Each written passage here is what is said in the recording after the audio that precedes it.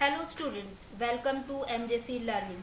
Today we are going to continue our second chapter of chemistry, that is solution. This is part 3 of this chapter.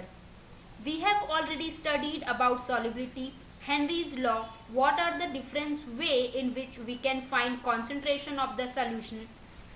We have learned about vapor pressure and Raoult's law in our previous video.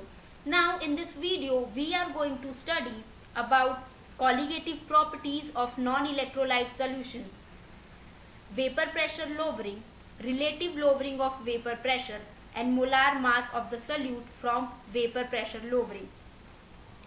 Now colligative properties of non-electrolyte solution. There are two terms in this topic. First is colligative and second is non-electrolyte.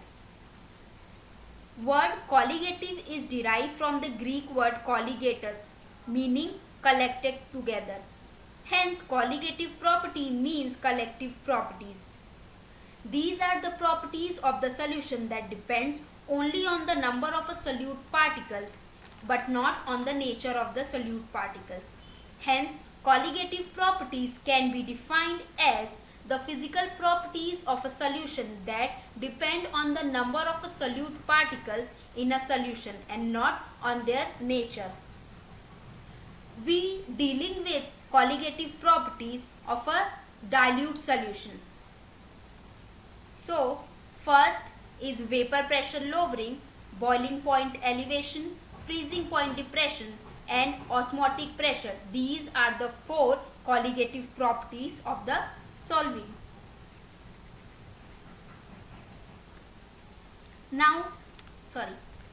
Second is non-electrolyte.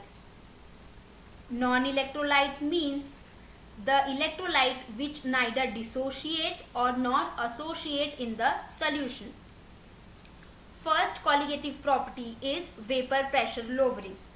We already know that pressure exerted by the gaseous state of the substance when it is in equilibrium with solid or liquid is called vapor pressure. Now what is lowering of vapor pressure? The vapor pressure of liquid solvent is lowered when a non-volatile or non-ionizable solute is added into it to form a solution, which means vapor pressure of a solution is lower than that of the pure solvent is called as vapor pressure lowering. As we see, this is the pure vapor pressure of a solvent. This is pure solvent. Why this is vapor pressure of this pure solvent is high? Because the surface area is completely occupied by the volatile solvent. But when we add a non-volatile solute, the surface area is replaced by the non-volatile solute particles, which means surface area is not completely available for the volatile solvent. And we know that non-volatile solute do not evaporate and do not contribute to the vapor pressure of the solution. Hence, rate of the evaporation of the solution will be less as compared to the pure solvent. So we can say that vapor pressure of a solution is lower than that of the pure solvent. Let us obtain an expression for the same.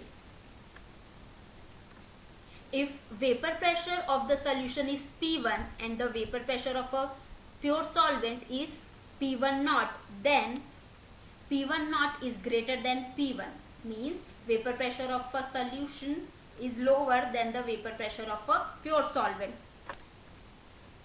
The vapor pressure lowering is given by delta P, which can be given by vapor pressure of a pure solvent minus vapor pressure of a solution. According to Raoult's law, the partial vapor pressure of a pure solvent is equal to the vapor pressure of a pure solution into x1, means into mole fraction. So substituting this value of P1 in this equation, we will get P1 naught minus P1 is equal to P1 naught into x1. So here delta P is equal to P1 naught minus P1 naught into x1. P1 naught is common, so we will get delta P is equal to P1 naught bracket में 1 minus x1. We know that for a binary solution x1 plus x2 is equal to 1. So 1 minus x1 is equal to 2. So value of 1 minus x1 is 2. So by putting this, we get delta P is equal to P1 naught into x2. Delta P is lowering of vapor pressure, which is given by vapor pressure of a pure solvent into the mole fraction of a solute, x2. 2 is the solute. When we write this equation, we will get delta P upon P1 naught is equals to x2. This is the relative lowering of vapor pressure. Now what is relative lowering of vapor pressure? The ratio of the vapor pressure lowering of the solvent divided by the vapor pressure of a pure solvent is called relative lowering of vapor pressure. It is given by delta P upon P1 naught is equal to P1 naught minus P1, which is divided by P1 naught is equal to x2, which is the mole fraction of a solute. Hence, relative lowering of vapor pressure is equal to the mole fraction of the solute, which means relative lowering of vapor pressure is related to the quantity of the solute. Hence, it is a colligative property. Now, let us find the molar mass of the solute using this colligative property. We know that delta P upon P1 naught is equal to mole fraction of the solute. Now, what is mole fraction of the solute? Mole fraction of the solute is number of moles of a solute divided by number of moles of a solvent plus number of moles of a solute. Here N1 and N2 are the number of moles of solvent and solute. Now in colligative property we consider a very dilute solution. Means the number of moles of N2 means number of moles of a solute is very less. So we can write N1 plus N2 is merely N1 because N2 is very small. So the mole fraction x2 can be given by N2 divided by N1 because N1 plus N2 can be written as N1. So we will get N2 divided by N1, which we can rewrite as delta P divided by P1 naught is equal to N2 divided by N1 because x2 is equals to relative lowering of vapor pressure. We know that number of moles can be given as weight upon molar mass or mass upon molar mass. So number of moles of a solute is equal to number of moles of a solute is equal to mass upon molar mass of the solute, and number of moles of a solvent is equals to mass upon molar mass of the solvent. W1 and W2 are the masses of the solvent and solute, and M2 and M1 are the molar masses of the solvent and solute respectively, right? So x2 is equals to delta P upon P1 naught, which is equal to N2 divided by N1, but N2 is equals to W2 divided by M2 and N1 is equal to W1 divided by M1. Further we will get this will go down and this will go up. So relative lowering of vapor pressure is equal to W2 M1 divided by M2 W1. So by knowing the masses of the solute and the solvent and molar mass of the solvent, vapor pressure of a pure solvent and vapor pressure of a solution, we can find the molar mass of the solute. Let us see one problem.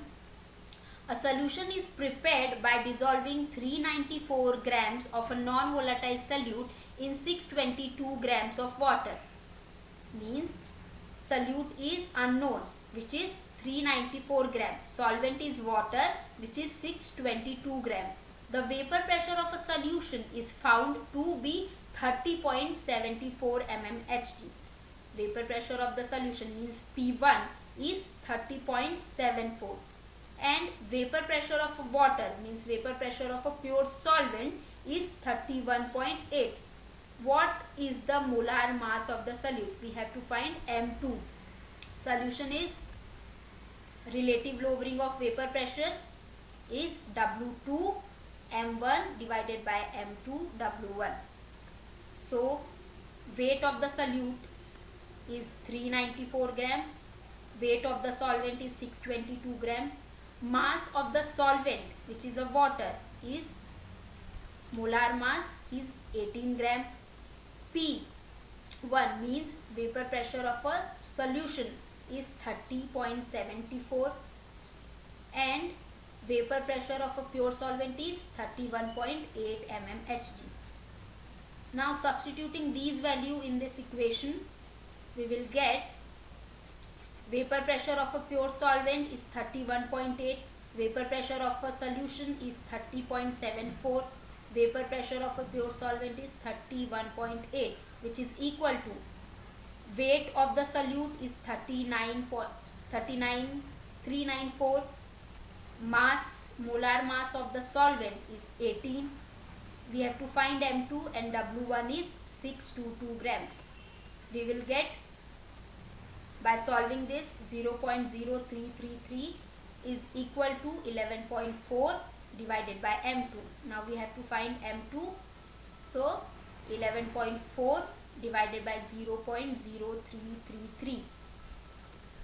So the value of M2 means the molar mass of solute is equal to 342 grams per mole. By using this formula, we can find the molar mass of the solute. Thank you.